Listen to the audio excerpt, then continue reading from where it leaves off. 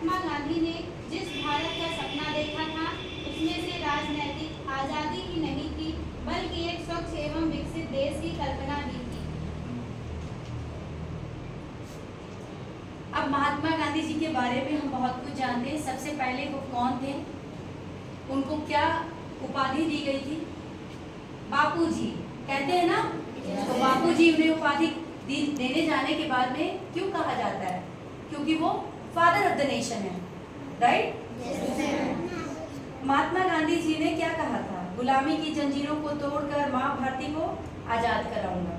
तो ये आजादी सिर्फ आजादी ही नहीं है, इसके साथ साथ हमें किन चीजों का ख्याल रखना चाहिए? अपने पर्यावरण को स्वच्छ रखना चाहिए, शुद्ध रखना चाहिए, जागरूकता फैलानी चाहिए।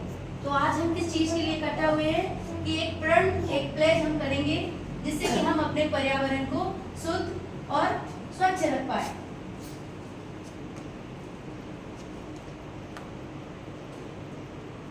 तो आइए हम लोग प्लेज करते हैं एक साथ।